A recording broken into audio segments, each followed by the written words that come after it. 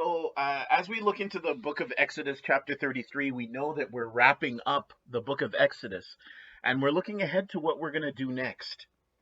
What I'd really like to do next is go into the book of Joshua, which seems a little bit of a leap, but from the things that I'm learning and the things that I'm studying, I could see that the next 40 years are very interesting, but the entrance into the promised land is perhaps better service to what we've been learning so far than to rope around again and go back through the rest of the books of of um, of the Pentateuch. With that in mind, I'm starting off with this verse here, which is Hebrews chapter 10, verse 4. For it is not possible that the blood of bulls and goats should take away sins. It's very important to note that everything we're looking at in these books is really looking forward to Christ. And everything that they do as priests, as prophets, is looking forward to Christ. This is why when Christ is born, he accomplishes all the things that remain undone so that we could move forward in time, spiritually and physically. And this is why things like circumcision of the flesh can be done away with. And this is why sacrifices of animals can be done away with. It's because of what the work of Christ. And really, today we're going to see how Christ like Moses was and how Christ like Moses aspired to be. But he had his limitations. And we're going to see both his limitations and his Christ likeness today. We have to accept Moses was a very great man, and he was prone to all of the sins that we are. And we can look into every single person in the Bible who is not God and find a flaw. You know, you'd think that Job was a very great man until you looked at his sin. You look at Noah. Noah got drunk. If you look at Moses, we're going to look at his anger today. And each person has their own flaw. And these are the things that we are before the Lord every day to work on. But we see the anger of Moses starts from he was a youth all the way into his 80 and 90 and 100 years old. He's still an angry man at times. And we have to know that when we have a tragic flaw of our own, we have to continually bring it before the Lord and really be mindful of it and really be mindful of the Christians that give us input about our tragic flaw. Each of us know what that is. Some of us might have more than one. But these are the things that we have to be mindful of. Revelations 5:8 speaks to what we're going to read about further in Hebrews. And when he had taken the scroll, the 4 living creatures and the 24 elders fell down before the Lamb, each holding a harp, golden bowls full of incense, which are the prayers of the saints. And when we look at, before we go into that, let's set the stage. In the book of Revelation, things are winding up and things are being renewed. Old things are passing away, like sin and death, as we'll see later on. But new things are coming into being. And we could see here that the golden bowls full of incense is not the incense that the priests were gathering in the area. This was not frankincense or myrrh or aloes or any of the other herbs that were mixed into any perfume. These are spiritual incense, which is actual prayers becoming manifesting in incense. And that is what Christ is talking about here. Because and that is what the writer of Hebrews is writing about here, because the blood of bulls and goats has passed away. That is done because Christ laid down a real sin offering that was acceptable. And Hebrews 10:1-10 really talks about this, the sacrifice of Jesus. The old plan, and I'm reading this in the Message Bible, which is a paraphrasing of the Bible. Excuse me, but it's very good when you're talking about general ideas to look in the Message. The old plan was only a hint of the good things in the new plan. Since the old plan, the law, or the law plan, wasn't complete in itself, it couldn't complete those who followed it. No matter how many sacrifices were offered year after year, they never added up to a complete solution. If they had, the worshippers would have gone merrily on their way, no longer dragged down by their sins. But instead of removing awareness of sin, when those animal sacrifices were repeated over and over, they actually heightened awareness of guilt, awareness and guilt. The plain fact is the bull and goat blood can't get rid of sin. That is what is meant by the prophecy put in the mouth of Christ. You don't want sacrifices and offerings year after year. You've prepared a body for me for a sacrifice. This is Christ talking about his body, that he has, his physical human body that he hasn't even inhabited yet. It is not fragrance and smoke from the altar that whet your appetite. So I said, I'm here to do it your way, O God, the way it's described in your book. And here we're talking about the book, not only the Bible, but there are other books in heaven that we're going to talk about today. When he said, you don't want sacrifices and offerings, he was referring to practices according to the old plan. When he added, I'm here to do it your way, he set aside the first in order to enact the new plan, God's way, by which we are made fit for God by the once and for all sacrifice of Jesus Christ. Now, this gentleman who wrote the Message Bible was trying to put in common English terms and to simplify for his flock, which was in California, what the Bible was saying. Because when he read the King James and when he read even the other new versions, they didn't get it. So he was trying to write a Bible in colloquial terms that they could understand. But what I do like sometimes is, like this reference here, he was referring to practices according to the old plan when he added, I'm here to do it your way. So the old plan, this plan that Moses is fulfilling, is actually not God's actual plan. It's a interim plan to deal with the sin that we did. We took the plan of God, not in the perfect sense, but in the sense that we were allowed to, off the rails. God had a plan and a walk with man. He was there in the evening to walk with Moses, to walk with Adam, foot by foot, arm in arm, hand in hand. I see you, you see me. But Adam, right at that moment, sinned. Here is mankind again, like Adam, right on the verge of having this fulfillment of relationship with God. Moses is coming down the mountain with the 10 commandments written by the finger of God. Okay? Now remember, God was going to physically walk with Adam in the garden. They were totally removed from that.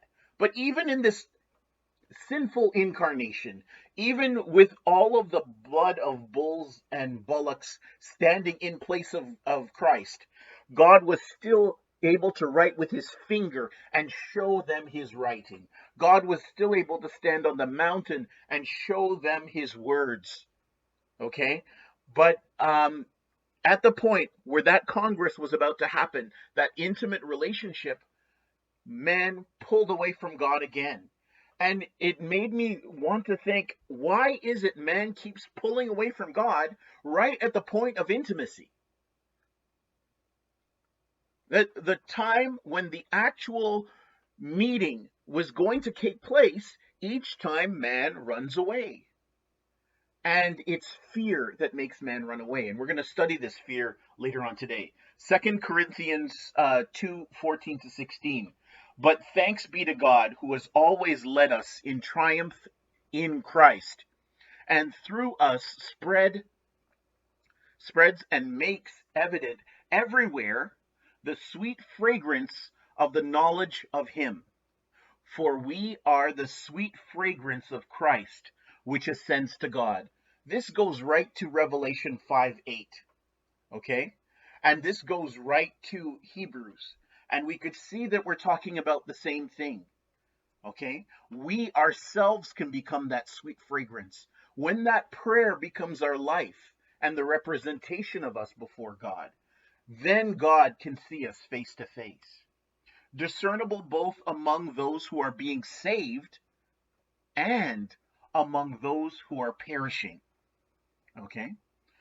We'll get to more of that later. Last week we were cut off. I'm going to have to move very quickly. But we were just there at the fury and wrath of Moses, and I had to cut it short. So I put that slide back in and was putting in all the references I was going to make. So I was really, as I told you, I was really moved by the character flaw in Moses that I saw repeated over and over. And I saw that as the fury of Moses. Is it the wrath of God manifesting through a man, or is it a flaw of man? And it's a very fine line, you know. We're going to see that today. I'm going to leave that as an open question to you, because ultimately you have to answer this question in your own heart. Each one must be fully convinced in their own mind that this and that is the truth, okay? But here's a couple verses that speak to the fury of the man. Exodus 2:11, Moses commits murder and flees to Midian. So I'm just going to read the setup. In course of time, Moses grew up. Then he went to see his own people and watched them suffering under forced labor. That made him angry. He saw a Hebrew, one of his own people, being beaten by an Egyptian. That made him more angry. The reaction to that anger was he killed the Egyptian. And he thought he could hide the body, remember? But he couldn't hide the body. His sin was before God and before man. And for that sin, Moses would be a refugee in another land, but God will still use him. But you have to understand that fury is the same fury we see in Numbers 31:14. And Moses was angry with the officers of the army. Leviticus 10:16. Now Moses diligently inquired about the goat of the sin offering, and he was angry with Eleazar and Ithamar. We don't hear that same angry with other prophets in the Bible who are actually doing amazing things.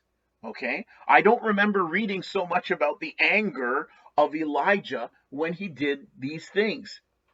Okay? So Exodus 6:12. But Moses said to the Lord, behold, the people of Israel have not listened to me. How then shall Pharaoh listen to me? For I am of uncircumcised lips. And I really thought about this uncircumcised lips thing in a new light of his anger, and I thought about that saying. I don't know if I say it here or somewhere else. An outward visible sign of an inward and spiritual grace. That is what the Catholics, certain Protestants, I believe it's the Lutherans and the Anglicans, say about their sacraments. They're outwards and visible signs of an inward and spiritual grace. Christ, in order to establish a bond of unit between God and man, in the Lutheran and Anglican Catechism, it is defined as an outward and visible sign of an inward and spiritual grace. Yes. So then I asked you to look at refrain from anger and forsake wrath. Fret not yourself. It tends only to evil. That is Proverbs 21:19. That could speak to Moses, who often fretted himself, you know, and it tends only to evil, okay? You have to ask yourself, was it God's will what he's about to do, which is to throw down the tablets of the law? Mhm. 1 Timothy 2, 1 to 15, James 1:20, you could write these down, Psalms 37:8, Proverbs 19:19. All of these talk to the same issue of anger. Okay? So this in the Amplified is actually called Moses' anger. Okay? Now, I'm going to ask about this verse number 20. Why did Moses do it? And did God tell Moses to do that? Then Moses took the calf they had made and burnt it in the fire and ground it into powder and scattered it on the surface of the water and made Israel drink it. Did it say God told him to do that? It says then Moses. Okay? Then Moses, did it say God told him to do that?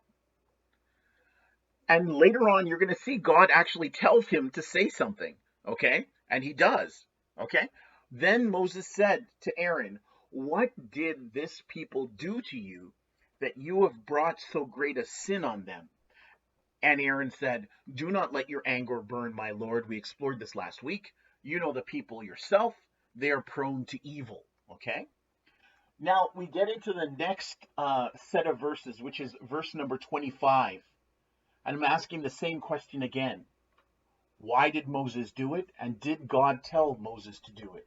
If Aaron had let them get out of control to the point of being an object of mockery among their enemies, then just how long did the orgy last? Okay? Because if the enemies knew about this, how long was this event going on? Was it one day? It was probably many days that it was going on. Now, when Moses saw the people were out of control, this is very important. What is God a God of? He's a God of control, okay? He's a God of law and order. These people were behaving lawlessly, and God had already started to give them exactly these words, the law, okay? They were breaking the law, okay? And they were out of the control of the law.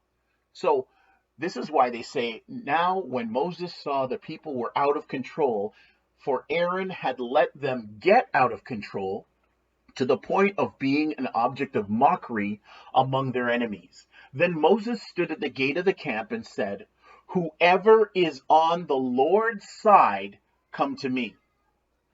And all of the sons of Levi, the priestly tribe, gathered together with him. He said to them, thus says the Lord of Israel. You see the difference between Moses did this, Moses did that, and he says, thus says the Lord God of Israel.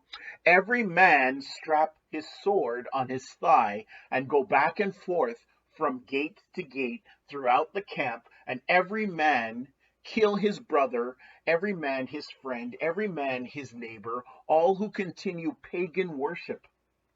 So if you see someone with an idol, kill that person right there. It doesn't matter who that is. It could be your son. It could be your wife. It could be your grandfather, or it could be your first cousin. It doesn't matter. So the sons of Levi did as Moses instructed, and about 3,000 men of the people of Israel were killed that day. Then Moses said to the Levites, dedicate yourselves today to the Lord, for each man has been against his own son, his own brother, in his attempt to escape execution. Now, this is very interesting.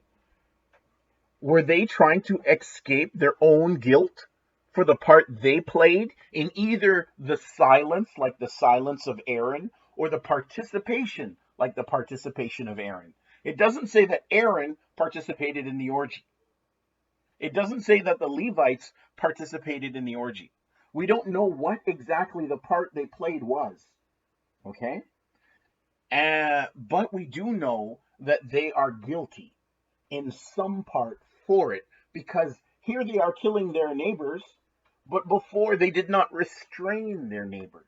They did not speak out against their neighbors. Perhaps they could have avoided this or prevented this, but they allowed it to happen. And now the guilt is on them as well. So this is why each one of them has to rededicate themselves, okay? So that he may restore and bestow his blessing on you this day, okay? So Kiel, if you say that way, and Delitsit's biblical commentary on the Old Testament. I thought this passage was very interesting as we move forward. After the calf had been destroyed, Moses called Aaron to account. Of course, what he said there about the people. What have they done to you? Okay. Then, even if Aaron merely acted from weakness in carrying out the will of the people, he was the most to blame for not having resisted the urgent entreaty of the people firmly and with strong faith, and even at the cost of his own life. So these two biblical commentators believe that Aaron should have sacrificed his own life to prevent them from making the calf, from going astray, or having the orgy. Deuteronomy 9:20. And we're going to dip a lot into Deuteronomy today because a lot of what's going on here is reflected in Deuteronomy or has fulfillment in Deuteronomy. He averted the great wrath of the Lord from his through his intercession. And that is what it's all about. It's all about intercession. Okay, I'm not going into the Genesis part with the Esau's birthright, but I'm continually putting before you the role of Moses as intercessor. Now, on the left, we have a popular movie who's got this second part of this movie has come out. It's a movie for little children. Okay, this is a rated PG movie, and it's called The Book of Life. Now, we know in the Bible, we're talking about the book of life. When I went to look for an image that would nicely represent the book of life, I could not find one that represented any of the verses that you see here at the bottom. I couldn't find a single thing to represent Exodus 32:31, Revelation 20:15, or any of the other verses that refer to the book of life below. Okay? All I could find was images like this.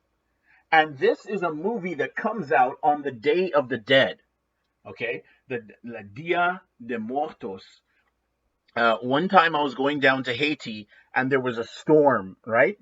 And I had to spend the night in the airport and the day in the airport because no flights were able to fly. There was a hurricane outside. So I had to spend the night in Miami, and there was this huge advertisement and all these skeletons, and the whole place was decked out with the Day of the Dead. And this was one of the first times I'd ever seen this. This is back in 2011 or 2012, 2012, I think. And I didn't really know much about the Day of the Dead then. As you could see, the Day of the Dead has become a very popular international festival, and people who are not even from Mexico are celebrating it. Okay?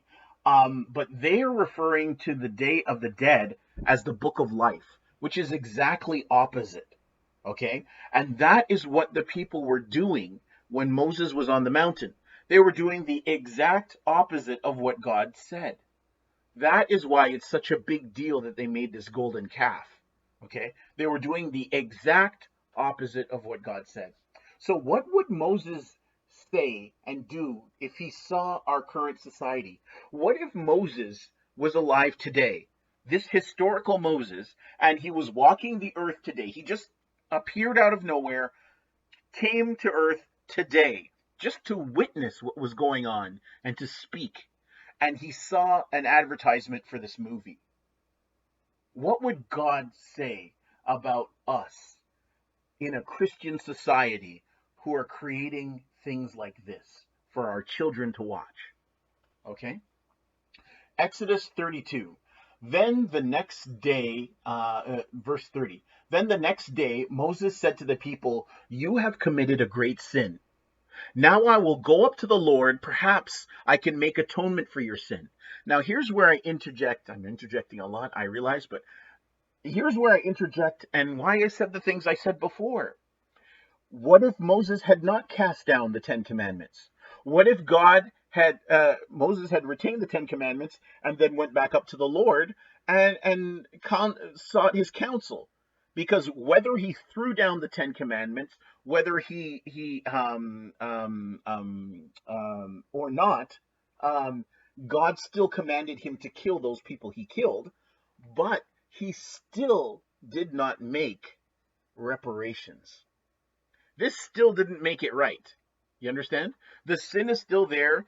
The people that did nothing are still there, and the sinners are most of the sinners are still there down below. Okay? And so even after all the things that were done, right? The Ten Commandments were destroyed, the idol was destroyed, made into powder, and then the people had to eat it. And then after that, the people were killed. All of those things happened. Yet still, he has to go up to the Lord to seek atonement. Okay? So Moses returned to the Lord and said, "Oh, these people have committed a great sin against you, and have made themselves a god of gold. Yet now, if you will, forgive their sin." Okay? So let's look at the first clause. Forgive their sin for the things that I've already done. Okay? Has this been enough? If this has not been enough, then he said, and if not. Okay? So if the things that he had already done had been enough, then he'd be fine with it. It very much reminds me of Jesus's prayer. If it is your will, let pass this cup away from me. But if not, then yeah, it's the same kind of thing.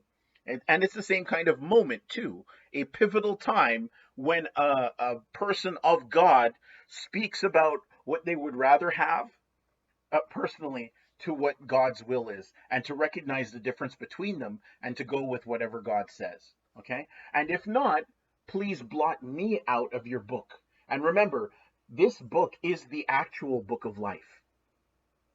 Okay? Your book, which you have written, kill me. So he's not saying kill me, the physical man, kill me, the physical and spiritual man. Cut me off from the inheritance of your kingdom to come. That means no Moses on the mountain with Elijah and Jesus. Okay? Cut me off. Okay? That means no Moses referred to in the New Testament by every single person in the New Testament, who had a gospel or a letter. That means Moses would be cut off. Okay? Kill me, but spare Israel. But Moses is no Jesus. And this is where I pointed out the flaws of Moses. So Moses is no Jesus. Moses cannot possibly stand in for all of Israel, much less like Jesus, the entire planet, past, present, and future. Okay? So Moses is no Jesus, but Moses is offering all. Okay? That's the sacrifice of Abraham. Abraham would have sacrificed his own son. Okay? Moses is offering his own life. Okay? They're offering all to God. Okay? They're saying, I'm right with you.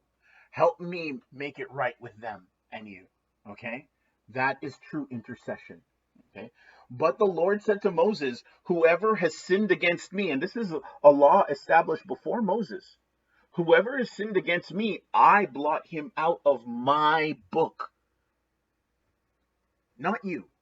So no matter what Moses wants, one way or another, neither A nor B. There has to be another way. But now go and lead the people to the place where I have told you. That's the promised land. Behold, my angel shall go before you. Nevertheless, in the day I will punish. When I punish, I will punish them for their sin. So the Lord struck the people with a plague because of what they had done. Now remember, 3,000 are already dead. So that means that's not all the sinners. Why did God issue the plague if not more were guilty? okay, because of what they had done with the calf which Aaron had made for them. So we're going to talk a little bit about, as time permits. I love this picture of this man. This is the oldest complete Bible in the world. It's an Ethiopian Coptic priest, and that Bible is 900 years old. Okay, so many of the pictures that you see I put up sometimes are actually coming from these Egyptian paintings, because in their Bibles, the Coptics actually painted pictures for those who couldn't read to understand what the Bible was saying. Okay, the Book of Life. Okay, I attribute the Book of Life. All we have is the Bible, and that is enough for us. But have to understand, in heaven there are several books. One is the book of Ngai. Oh my goodness. I'm not looking forward to that one being open. The book of Ngai, and then there's a book of Gale, and then there's a book of Helena, and these books will be opened. Okay, let's learn about them. This is some of the verses that you see down below, which is ripe for Bible study. Okay, to find out what God is saying in the book of life. Revelation, remember, more than one of the New Testament writers spoke about books, but wrap this up, or don't expose what's written in here. That's for a later time. These things are written. There are several books in heaven, not just one. Okay, Revelation 20:11-15, judgment. I saw, and this is again the Message Bible, it's paraphrasing. I saw the great white throne and the one enthroned, of course, Jesus. Nothing could stand before or against the presence. And when you think about that, think about when Moses could not go into the tent of meeting because the presence of the Lord was so powerful. Okay? Whether you are justified before God like Moses was, or not, you still could not enter, because whatever grain of sin that you have prevents you from going further. So this is when nothing could stand before or against the presence. You couldn't stand before God and stand up and say, "Hey God, what's up?" Okay? And you could not fight against that presence, which was God. You understand? You are powerless before the throne of God. Nothing in heaven or on earth. And then I saw the dead. It's very interesting how this is brought about, because we're going to look at the dead in different areas. Great and small, standing there before the throne. That is all of us. And the books were opened. You see that? The books. Which books? Because that's not the book of life. Okay? Then the very next sentence is, then another book was opened, the book of life. The dead were judged by what was written in these books. Obviously, it talks about what they did in their lives. By the way they had lived. Sea released its dead. And this is interesting, because look at death and hell here, and then death and hell later. The sea released its dead. So this is the people that died on land, then the people that died on the sea, and then we're even looking for death and hell turned in their dead. Then so all the people that have ever lived are now before the throne. Okay, the entire multitude of mankind. So all the seeds of Adam in one place. Each man and each woman was judged by the way he or she had lived. Then death and hell were hurled into the lake of fire. So what's the purpose of death and hell? Well, death and hell are there to hold the dead. And when they've served their purpose, giving up their dead, they themselves, death and hell, whatever kind of entities they are dashed into the lake of fire. So we know they're not things God wants in heaven. This is the second death, the lake of fire. So after death and hell are destroyed, then anybody whose name was not written and found inscribed in the book of life was hurled into the lake of fire. So now we understand what Moses is referring to by that book of life. That book Moses wanted to be blotted out of was this book here. I wouldn't want to be blotted out of that book, but that shows you how much Moses was willing to do for intercession. He was willing to lay down his eternal soul, not just his life, but his eternal soul for Israel. This is the footnotes of that chapter that we read last week. And you can see under Exodus chapter 32, B says, Exodus 32:4, the selection of a calf god was probably inspired by the bull god Apis. And you'll remember Apis from last week. That's why we presented Apis among the other gods that it could have been. Believed to be living manifestation of the Egyptian god Ptah. Okay, so now we're going to look again at the sin of Aaron. Okay, so Aaron would not be the last leader in Israel to commit such a sacrilege. In fact, Jeroboam even repeats the words Aaron said before yet another replacement god. Worse, the idol, it should be idols, is yet another calf. By the examining of the case of Jeroboam, we can get a better sense of the sorts of thinking that leads to forsaking God and leading others to do the same. We see Jeroboam feared his own life, for his own life, more than the will of God. And this is underscored several times. Fear leads to disobedience, okay, which leads to severe punishment.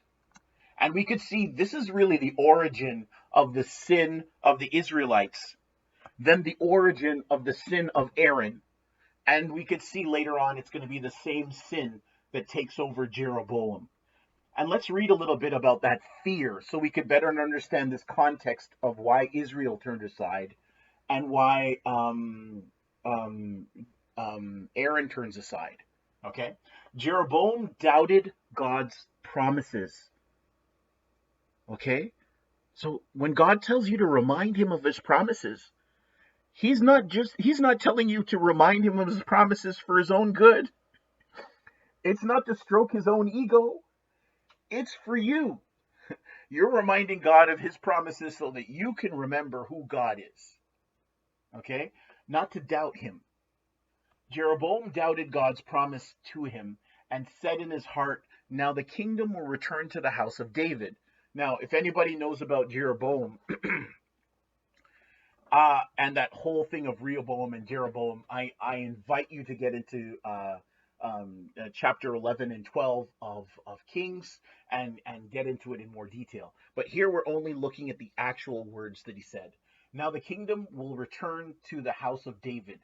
If these people go up to the house of the Lord in Jerusalem to offer sacrifices, then their hearts will turn to their Lord. Can you imagine? He wants to prevent the people from turning to the Lord for his own life, to save his own skin.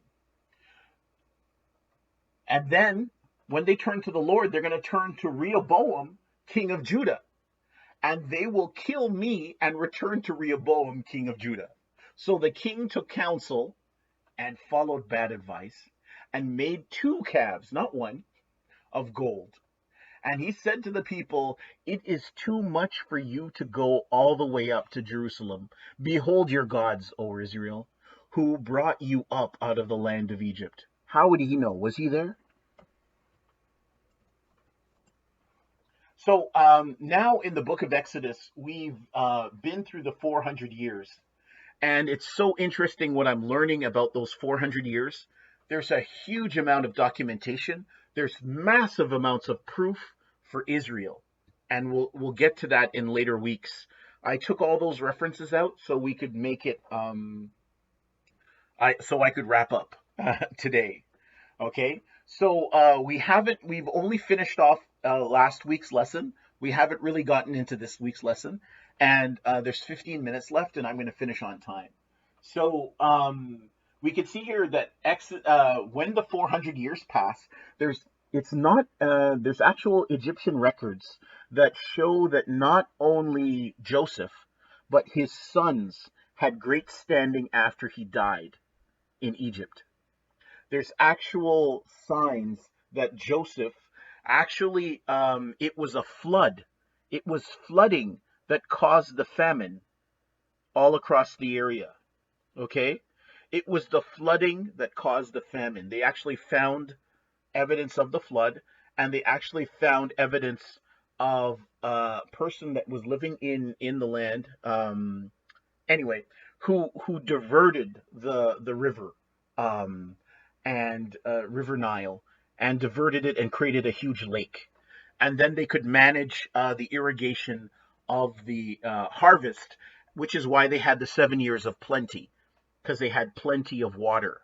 But then the 7 years of famine came, there was actually even more water. And we'll get all into that later on. But that's all in the 400 years. Then, of course, a Pharaoh comes around who no longer remembers these Hebrews and their the work that they did. Okay? And it's not just one city the Hebrews lived in, they actually found the actual Hebrew settlements. The reason why none of this is talked about most often is because they misdated the dates of which Pharaoh was alive and when Moses was active and when the Israelites actually entered the land. So by misdating all of these things, they found no evidence where they were looking because they were looking in the wrong place. At any rate, it's very interesting to look at what happened, this journey of Moses. We go from the enemy, which is Pharaoh, and then we see Moses himself was his own enemy, as we discussed. And he then gets to the point where he believes enough in what God has said to present himself before Pharaoh, um, allowing God to fill in all the gaps in his personality, allowing God to fill in his lack of clear speech and clean speech, okay? Allowing God to help him manage his temper, okay? So that's allowing God into some areas of our lives that I doubt any of us have really allowed God into thoroughly, to really reinvent us into the man that can be completely used by God. And that's the man that Moses is. And then we see the people grumbling in the wilderness at 6:18, and then we see 9:24 when he's receiving the commandments, and we see the plan of the sanctuary. And it's very interesting here. The group that's called the Bible Project that does these videos and creates this artwork sees the tabernacle as a blueprint of the Garden of Eden and the most holy place as of course of the spot where God is. But now here we are in verse number 32, chapter number 32 to 34, and we see the people there bowing down before the idol, and we see Moses' intercession. And you can see here we're about to wrap up what happens. But it's interesting right there. Moses builds the tabernacle, and then Moses himself, in chapters number 35 to 40, he can't enter for the same reason as no one could go before the throne in the book of Revelation. So when people threaten the historicity of the Bible, they're threatening the truthfulness of Jesus. You see? And that's why we must defend both the historicity of the Bible by actually finding proof. Therefore, we can defend the words that Jesus says, even to the unbeliever. And that day is coming. Okay? So let's get to summarize where we were. Moses refused to enter the promised land without God. That's coming up. Uh, God, of course, in all of these discourses, where God's threatening to do this, or God says, I will make you, Moses, a mighty people and get rid of these people, or God says, go into the promised land without me. God's not forgetting his promise. God has never forgotten a promise, not one. What's going on is God sees the heart of Israel was ever divided. And when we talk about God, we have to understand this is a man looking at your past, your present, and your future. This is a God that knows your entire genetic line.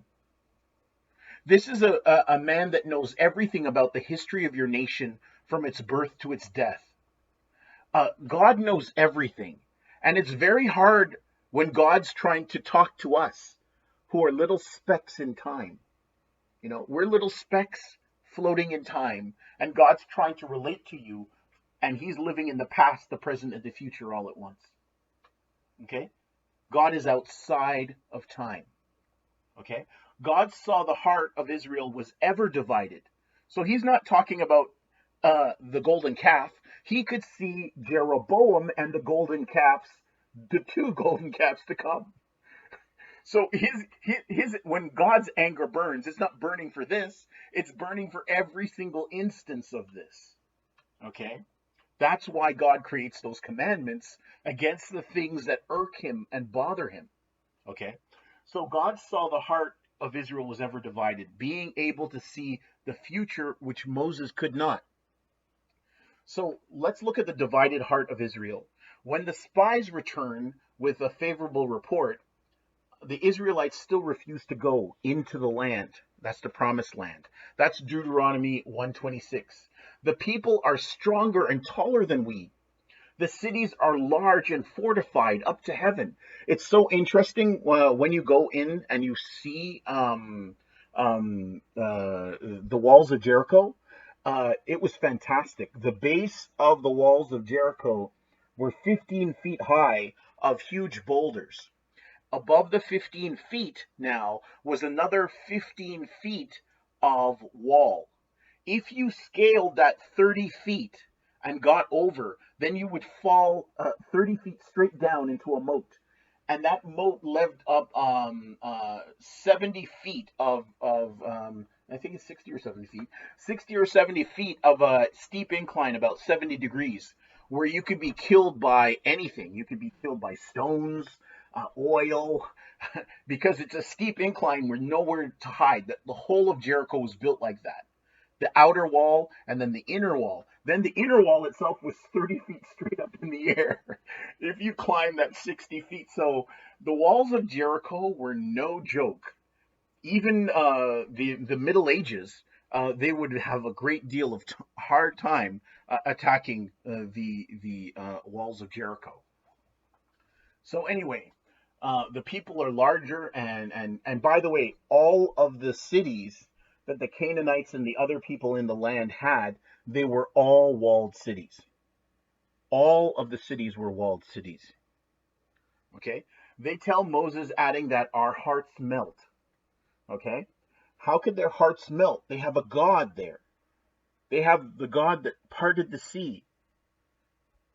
They had the God that spoke to them from the mountain, that led them with a pillar of smoke, that fed them in the desert. They had that God. Who cares how tall the people were? They completely didn't understand, no matter when you look at Israel, they never understood who God was and how much God was in their corner.